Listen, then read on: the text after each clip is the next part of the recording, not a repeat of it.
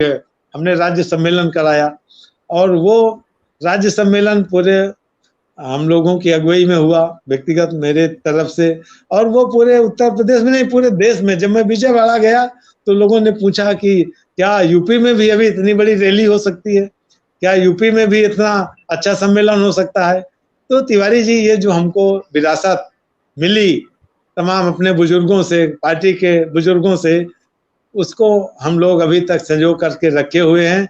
और इतनी छोटी पृष्ठभूमि से हम आने वाले लोग आज इतने सर्वोच्च कमेटी के मेंबर हैं। ये कम्युनिस्ट पार्टी जैसे ही संगठन में ये संभव हो सकता है। जी मोतीलाल जी, एक चीज है कि हम लोग शुरुआती दौर में तो मुख्य विपक्ष हुआ करती थी अपनी कम्युनिस्ट पार्टी, और उसमें अक्सर इसके ऊपर ये आरोप लगाया जाता था कि इसके समर्थक तो जो पिछड़े वर्ग के हैं, दलित वर्ग के हैं, कमजोर तबके के हैं, लेकिन इसका नेतृत्व तो बड़े सवर्ण लोग और बड़े सामंती परिवार के लोग करते हैं। और उसको लेकर के फिर बाद में मतलब जिस तरीके से विखंडन हुआ कि उनके बहिष्कार का नारा दिया गया एक तरीके से कि बड़े संपन्न लोग, और आज की तारीख में तो हम लोग तो उसको नहीं मानते, लेकिन आज की तारीख में तो डी राजा जो हमारा सबसे बड़ा हमारा महासचिव है और हमारा आइकॉन हुआ करता है, वो भी दलित समुदाय से है, आप भी दलित समुदाय से हैं, और तमाम नेतृत्व के साथी हमारे दलित और पिछड़े समुदाय से आ रहे हैं। उसके बावजूद भी हमारी लोकप्रियता या ये संसदीय परंपरा में और संगठन में हमारा ये विस्तार विकास ये क्यों अवरुद्ध हो गया है? देखिए तिवारी जी, जाति एक वास्तविकता है इस देश के अंदर, इसमें इसको कोई बात नहीं, इसको झुटलाया नहीं जा सकता। मैं अभी जब चर्चा कर रहा था आपसे, तो जब उत्पीड़न के खिलाफ जो लोग खड़े हुए थे हमारे साथ, वो उच्च जाति के लोग थे, ऊंची जाति के लोग थे। और मुझे याद है, मैं कॉमरेड सरजू पांडे जब सेक्रेटरी थे इस उत्तर प्रदेश की कम्युनिस्ट पार्टी के, तो मैं राज्य काउंसिल का मेंबर था, मैं उनके साथ मुझे काम करने का भी अवसर प्रदान हुआ है। अब आप बताइए, ऊंची जात के होते हुए भी हम जब देखते हैं कि कॉमरेड झारखंडे राय, सरजू पांडे, और अभी अब आप ऊपर जाएंगे तो देखेंगे सशक्त तेलंगाना आंदोलन के हीरो हमारे सी राजेश्वर राव जी। तो इस तरीके से ये चार्ज हम लोगों पर लगता रहा, लेकिन मैं इसको नहीं मानता हूं। इसलिए नहीं कि जब भी गरीब का सवाल आता था तो ये, अब पांडे जी जमींदार परिवार के थे, सरजू पांडे जी, लेकिन जो उनके यहाँ लोग काम करते थे, मजदूर काम करते थे, उनसे उन्होंने कहा कि अरे इतना तुम सवा से अनाज पाते हो, इसमें क्या होगा तुम्हारा। तो अब इनको हम ऊंची जाति का मान करके ये कहें कि नेतृत्व कम्युनिस्ट पार्टी में ऊंची जातियों का, एक चीज। दूसरी चीज, मैं आपसे एक बात आपके माध्यम से पूरे देश को ये बता देना चाहता हूं कि मुझे आप कहिए कि हम दलित होने के हैं तो कंट्रोल कमीशन में हैं, डी राजा साहब जनरल सेक्रेटरी हमारे दलित हैं, लेकिन मैं आपसे कहना चाहता हूं कि डी राजा हमारे इसलिए जनरल सेक्रेटरी नहीं है कि वो दलित है, वो इसलिए जनरल सेक्रेटरी हैं कि वो देश के एक काबिल व्यक्ति हैं, कम्युनिस्ट पार्टी के सिद्धांत वसूल के और उनकी तमाम आम आवाम की लड़ाई लड़ने के वो काबिल व्यक्ति। उनका पार्लियामेंट का जो इतिहास है वो सबके सामने है।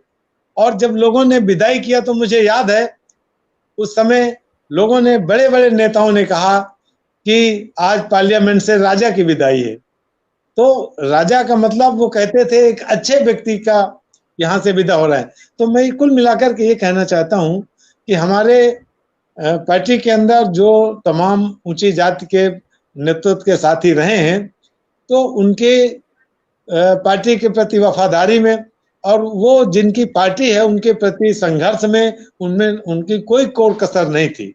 और जो आज का सवाल है, आज भी हमारे डी राजा साहब जनरल सेक्रेटरी हैं, दलित वर्ग से आते हैं, लेकिन वो जनरल सेक्रेटरी इसलिए हैं कि वो इसके काबिल हैं, वो इसलिए नहीं कि वो दलित। मैं इस पर पद पर हूं तो इसलिए नहीं कि मैं दलित हूं। तो इसलिए मैं आपसे इसलिए मैं कहना चाहता हूं कि ये कुछ लोग इस तरह की भ्रांतियां, मेरे सामने भी बातें आती हैं इस तरह की, कह रहे भाई ये तो उच्च जाति के लोगों का जमावड़ा है वहां पर, अरे जो गरीब की बात कर रहा है, गरीब की लड़ाई लड़ रहा है, वो उसको उच्च जाति का जमावड़ा बता रहे हैं आप। ऐसे देश तो नहीं चलेगा, देश तो सबको मिल करके चलेगा।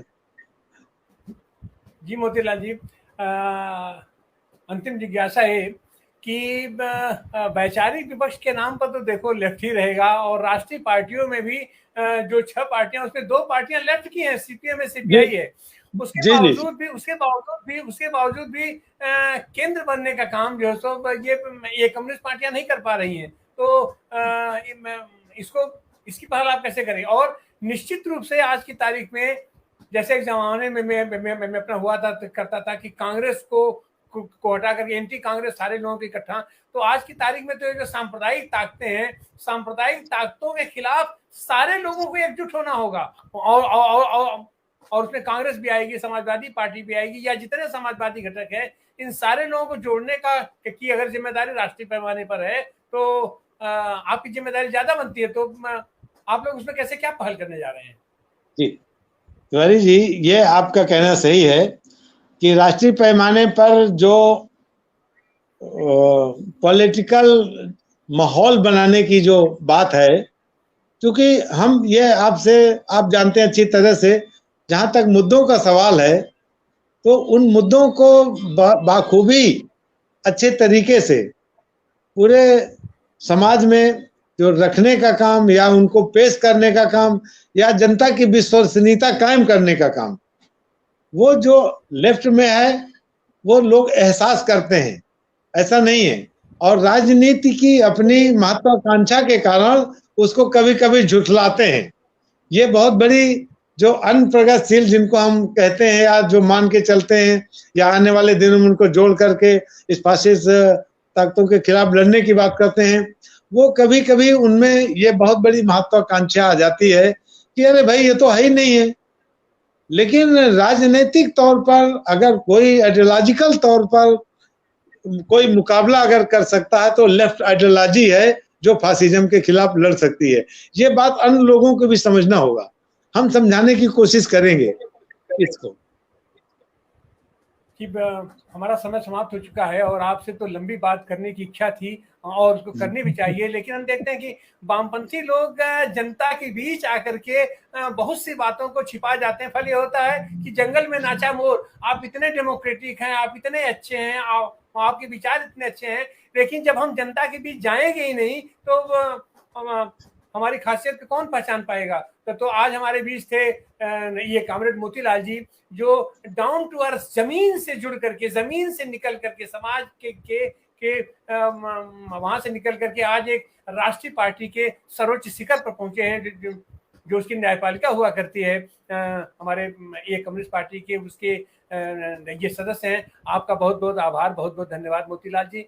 और निश्चित रूप से हमारे दर्शकों को इससे ये प्रेरणा मिली होगी, मदद मिली होगी राजनीति समझने के लिए, और जनतांत्रिक प्रक्रिया राजनीतिक दलों में कैसे होती है इसको जानने के लिए। एक दल है आज की तारीख में बड़ा चर्चा में है कि उसने अपने अध्यक्ष का चुनाव करा दिया, और अगर चुनाव कैसे होता है, जनतांत्रिक प्रणाली कैसे होती है, पार्टी जनतांत्रिक तरीके से कैसे काम करती है, अगर देखना है तो भारतीय कम्युनिस्ट पार्टी को आप उठा करके देखिए, उसका इतिहास उठा करके देखिए, उसकी पूरी प्रक्रिया को उठा करके देखिए। आपका बहुत बहुत धन्यवाद। हमारा समय समाप्त हो चुका है, आज हमारे समय की सीमा है।